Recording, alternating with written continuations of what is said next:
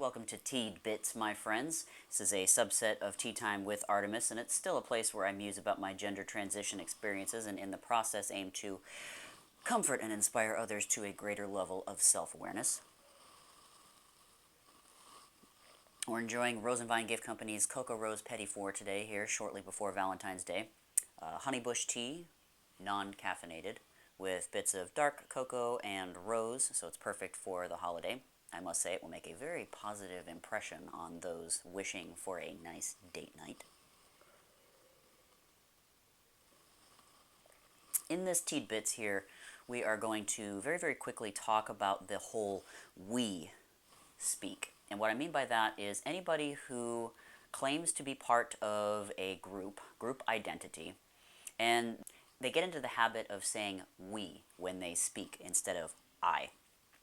And I'm almost certain that at some point I have been guilty of that myself in some of these videos, so before you go looking for something to timestamp, I will fully admit that that is something that on occasion, probably subconsciously, I am doing, which is something I am consciously trying to stop. It is very difficult, but at least for me anyway.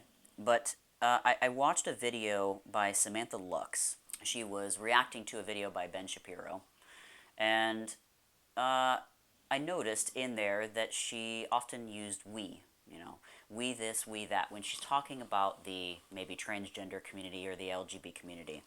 And I want to make a very, very clear point here that I see a lot of people within any kind of group identity do this, and subconsciously it closes them off to the idea that they cannot speak for everyone. This same community that supposedly represents huge diversity in people is now speaking for people they assume to know. Which, I mean, when you think about that, that's mind-blowing that's what you're doing. That in a community of people that are just so vastly different from one another in so many ways, when you say we and you speak for the community, you can't possibly be speaking for the majority of these people, or maybe even some of these people, because supposedly we are all so incredibly different and very diverse. And again, when you do that, you're subconsciously closing yourself off to the idea of individuality and diversity when you speak for a group.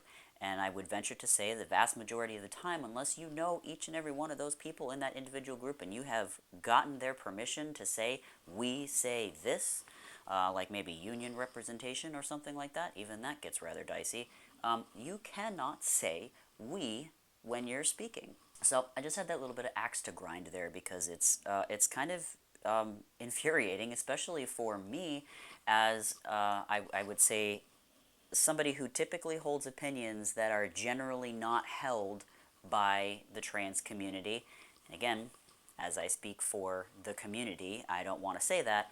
All that I'm saying is that I know, based on the material that I put out there, the kinds of reactions that I get, the kinds of reactions that I see, in general, my opinion is not widely received, or at the very least not widely associated with the community at large.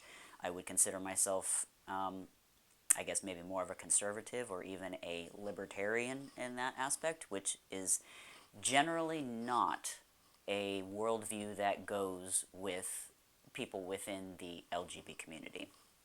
So especially for me, when somebody says we when they're speaking about that community, I have to cringe a little bit because it's blatantly untrue. I understand why people do it, but here on this channel I am speaking out against it and making an official proclamation that I don't support the we speak. In any case, I would love your comments below if you have any on this minor subject, and until next time.